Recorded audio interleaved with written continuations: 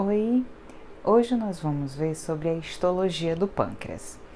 Para começar a falar sobre essa estrutura, é importante a gente saber o que ela é exatamente. Então, o pâncreas representa uma das glândulas do nosso corpo. Em termos de sistema digestório, é uma glândula anexa, assim como o fígado.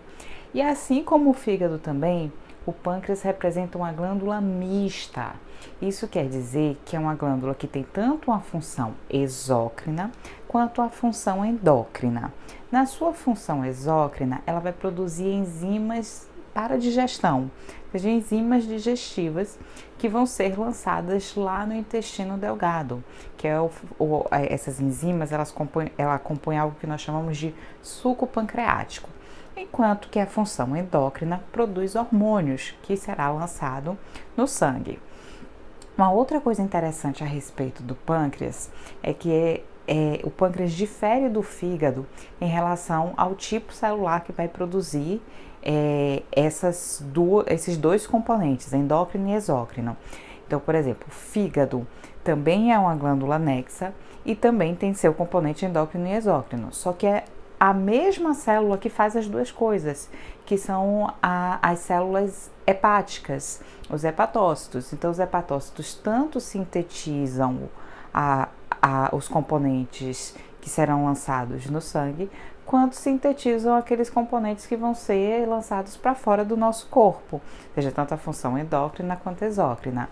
Já no pâncreas, como a gente vai ver já, vocês vão observar que são células diferentes que fazem a função exócrina e a função endócrina. Primeiro, vamos contextualizar um pouco da anatomia.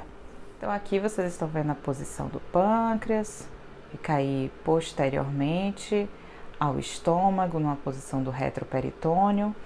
Aqui nós conseguimos ver a correlação dele com o duodeno. Podemos ver aqui essa região que é o processo uncinado do pâncreas, cabeça, corpo e cauda do pâncreas. O pâncreas ele tem em torno de 25 centímetros de comprimento, 5 centímetros aqui de largura e de 1 a 2 centímetros de espessura e pesa em torno de 150 gramas.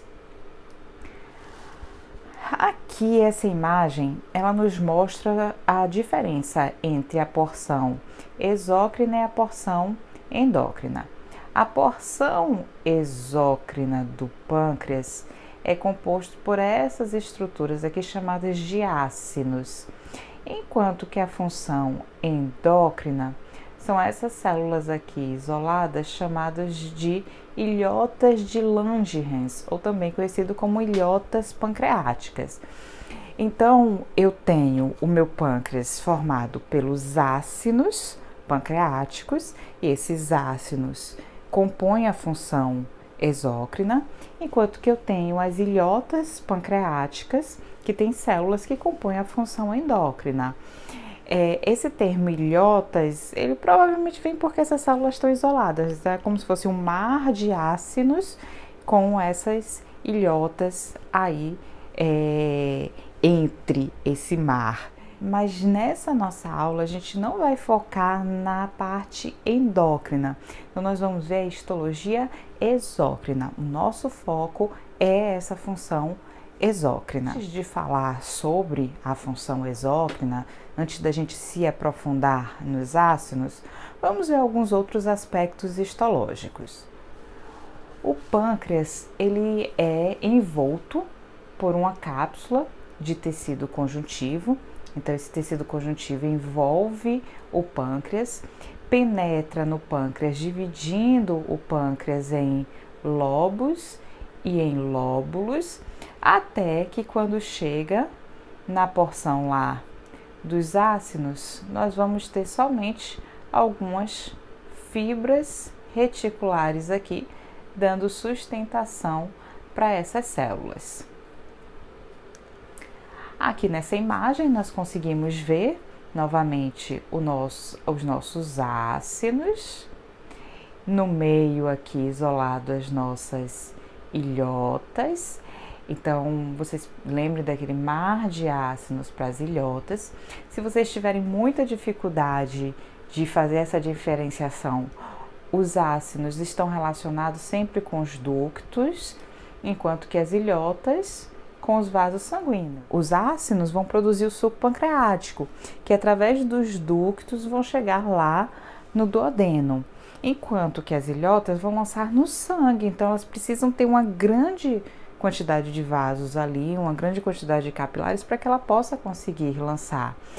Tem uma imagem aqui que é muito legal, eu gosto muito dela, que é essa aqui, que ela mostra um pouco dessa relação. Então vejam, aqui eu tenho os ácidos, aqui estão os ácidos, aqui eu tenho outros ácidos.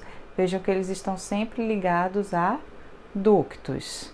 Aí vai juntando esses ductos até que vai finalizar esses ductos aqui no duodeno, que é esse ducto pancreático principal que vai se formar aqui. Veja que essas células que estão aqui, essas ilhotas, elas não têm ligação com esses ductos. A única coisa que ela tem ligação aqui são com os capilares, exatamente porque tudo que elas sintetizarem vai cair aqui nesse capilar. O nosso foco agora nesse momento é para falar sobre os ácidos. Então agora nós vamos nos aprofundar a respeito deles. Os ácidos, eles então compõem a porção exócrina do pâncreas. Essa porção exócrina do pâncreas se assemelha muito à glândula parótida.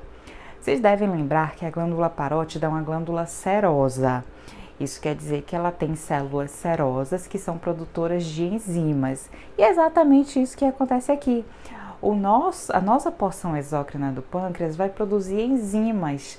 Então, tem células serosas aí também. Tem células produtoras de enzimas com as mesmas características. E isso dá um aspecto muito parecido com a parótida. Então, como é que eu faço para diferenciar esses dois, se ele parece tanto assim com a parótida? Então, tem alguns aspectos, né? Como é que eu vou pegar aqui meu pâncreas e vou diferenciar?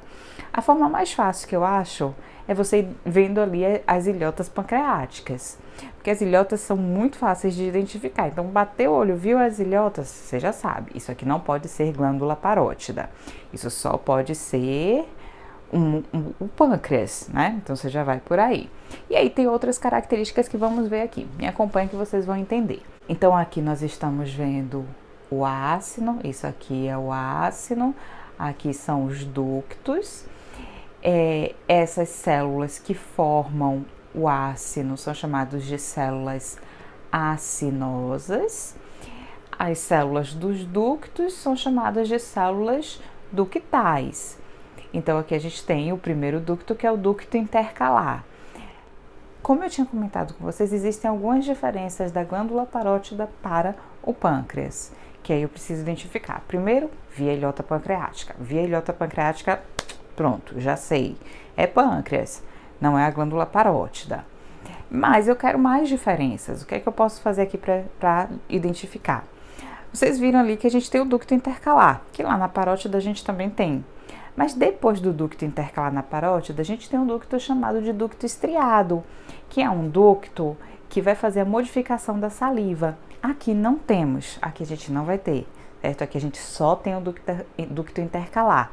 Então, a inexistência do ducto estriado é uma outra diferença. Então, se eu estou na glândula parótida, vi que tem um ducto estriado, eu já sei que ali é a parótida. Se eu não identifiquei o ducto estriado, então deve ser o pâncreas. Não é tão fácil assim, e pelas ilhotas é mais fácil. Mas tem aí uma terceira diferença. Vamos olhar a imagem de novo. Então aqui, vejam que o ducto intercalar, ele não começa aqui quando o ácido termina. Ele começa no centro do ácido, ele já tem células desde o centro do ácido. Então o ducto intercalar, como ele inicia aqui nesse centro do ácido, ele tem essas células chamadas de células centroacinosas. Então, a presença dessas células centroacinosas é uma terceira diferença. Então, eu vou ter as ilhotas pancreáticas, a ausência do ducto estriado e a presença de células centroacinosas. Eu ainda acho que identificar as ilhotas pancreáticas é o mais fácil, mas são diferenças histológicas aí que a gente consegue observar, ok? Agora nós vamos ver um pouquinho mais sobre as características dessas células. O ácino, ele é formado por em torno de 30 a 50 células. Então, nós temos aqui 30 a 50 células que formam cada um desses ácidos. E aí, nós podemos encontrar aqui de 3 a 4 células centroacinosas. Como é que eu vou diferenciar essa célula dessa aqui histologicamente? Essa aqui ela é basófila. Ela é basófila porque ela sintetiza enzimas, então ela tem um retículo endoplasmático rugoso mais desenvolvido. Enquanto que essas células aqui, ela tem um citoplasma um pouco mais claro, mais acidófila, então aí você pode fazer essa diferenciação. Bom, vamos olhar um pouquinho mais aqui para as células centroacinosas. Então aqui eu tenho uma membrana basolateral, aqui eu tenho uma membrana apical. A membrana basolateral está aqui, né, encostada nessas fibras reticulares aqui que estão dando sustentação, que estão formando essa membrana basal. Nós conseguimos ver o retículo endoplasmático rugoso, o núcleo dessa célula. E aqui nessa porção apical nós temos vários grânulos, ela é repleta de grânulos, chamados de grânulos de zimogênio. Esses grânulos de zimogênio vêm do fato de ter enzimas aí. Então, tem diversas enzimas que estão armazenadas, que foi sintetizado aqui por essas células. A quantidade desses grânulos de zimogênio pode variar de acordo com o momento da célula. Se ela está no momento de jejum ou se ela está no momento digestivo. Normalmente, nós temos mais grânulos de zimogênios no momento de jejum, porque ela vai produzindo e vai armazenando. Então, eu vou ter uma maior quantidade. Quando eu entro no momento digestivo, esses grânulos vão ser liberados, então as enzimas serão liberadas, e aí o número desses grânulos tende a diminuir. Que enzimas a gente encontra exatamente aí? São várias enzimas. Nós temos diversas enzimas que são sintetizadas pelo pâncreas, e essa função é extremamente importante. Então, nós vamos ter amilase. Nós vamos ter uma amilase pancreática, a gente já tinha uma amilase salivar, aqui nós vamos ter uma amilase pancreática.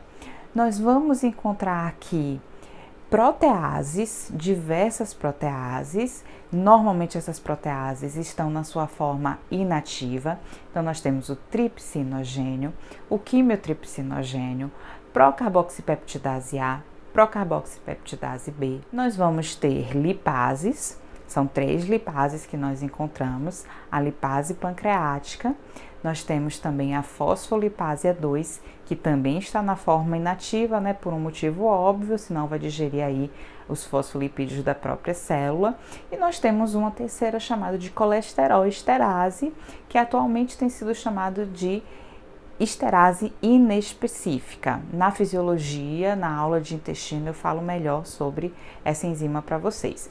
Essas são as enzimas que vão fazer o processo de digestão aí dos nossos macronutrientes, então do amido, das proteínas e dos lipídios. Vamos repetir: amido, amilase pancreática; proteínas, nós vamos ter tripsinogênio, quimitripsinogênio, proelastase, procarboxipeptidase A, procarboxipeptidase B. Lipídios, lipase pancreática, fosfolipase A2 e colesterol esterase. Além desses componentes enzimáticos, aqui ainda a gente vai encontrar dentro desses grânulos 3 outras substâncias que são importantes para o processo digestivo, mas não são necessariamente enzimas. Nós vamos ter o inibidor de tripsina, que dispensa explicação da sua função. Nós temos o peptídeo monitor e nós temos uma procolipase, que nós vamos falar sobre a função desses posteriormente. Então, tudo isso está ali dentro aqui desses grânulos de zimogênios. Todos esses componentes que eu citei para vocês estão sendo sintetizados aqui por essa célula e armazenado nesses grânulos, esperando o momento para que seja liberado. Que momento será esse? Quando essa célula for sinalizada por um hormônio chamado de colecistocinina, que a gente também usa muito a sigla CCK. Então, CCK é o principal estimulador dessa célula acinosa. Ela tem receptores para CCK e quando o CCK chega aí, leva à fusão desses grânulos e liberação dessas enzimas. E aqui nos ductos, nas células centroacinosas e nas células ductais do ducto intercalar, será que nós vamos ter alguma coisa acontecendo? Sim. Nessa região, a gente tem transporte de água e temos também o transporte de bicarbonato. Então, isso vai fazer com que o suco pancreático tenha dois componentes diferentes. O suco pancreático tem um componente enzimático e tem um componente aquoso. O componente enzimático é uma função dos ácidos de fazer a síntese, enquanto que o componente aquoso, que é onde nós temos bicarbonato, é uma função dos ductos. E aí os ductos a gente também inclui as células centroacinosas, certo? Porque as células centroacinosas fazem parte dos ductos, então tem função relacionadas a eles. Então eu vou secretar as minhas enzimas e além de secretar essas enzimas, quando essas enzimas passam pelos ductos, vai receber a água e vai receber bicarbonato. E aí vai chegar com esse bicarbonato que vai ser importante lá para a neutralização do quimo no duodeno, para criar um ambiente ideal para a atividade dessas enzimas, porque essas enzimas elas agem em um meio de pH neutro. Então eu preciso da neutralização do quimo. Não se esqueçam que o duodeno, que recebe esse suco pancreático, ele também recebe o quimo que vem do estômago, que é ácido. Então esse quimo ele precisa ser neutralizado. É por isso que eu vou necessitar desse componente aí.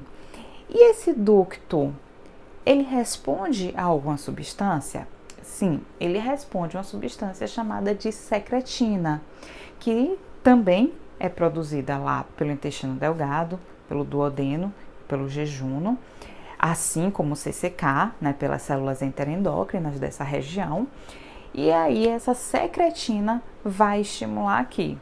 Então a secretina estimula essas células do ducto, enquanto que CCK estimula as células do ácido.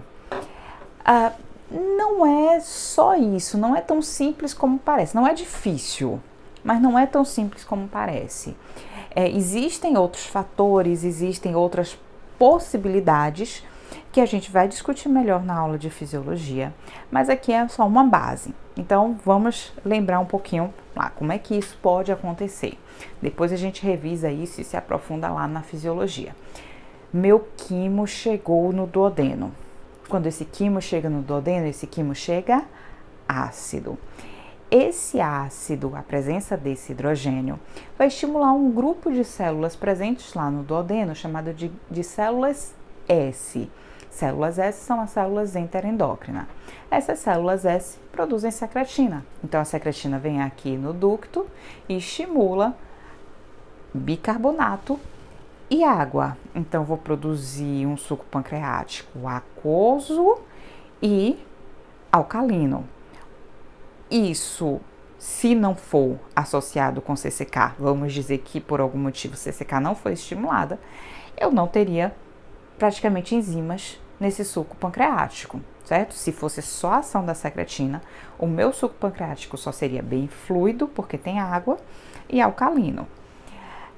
Só que quando o quimo chega, esse quimo, ele também tem aminoácidos, ele também tem ácidos graxos, que já foram liberados, né, pelo início da digestão do alimento lá no estômago.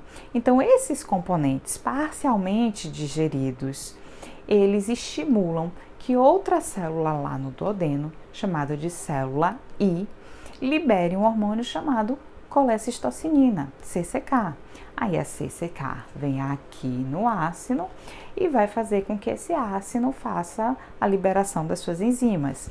Aí eu vou juntar as enzimas que foram liberadas pela estimulação de CCK, mais água e bicarbonato, que foi pela secretina lá nos ductos, e vou formar o meu suco pancreático, que aí vai chegar no meu duodeno. Mas tem alguma forma de eu liberar ele separadamente ou toda vez os dois vão ser liberados juntos? Tem uma forma sim, isso seria na fase oral da digestão, por exemplo, em que outros fatores que não o alimento liberam CCK e liberam acetilcolina. Então, da mesma forma que essas células respondem a CCK, elas também respondem a acetilcolina. Então, na fase cefálica, oral, eu tenho um predomínio do componente enzimático no suco pancreático. Não fiquem muito ansiosos agora, a gente vai falar melhor sobre isso na aula da fisiologia. Como referências, eu indico a vocês a histologia de Junqueira e Carneiro e o Tratado de Histologia em Cores de Gärtner.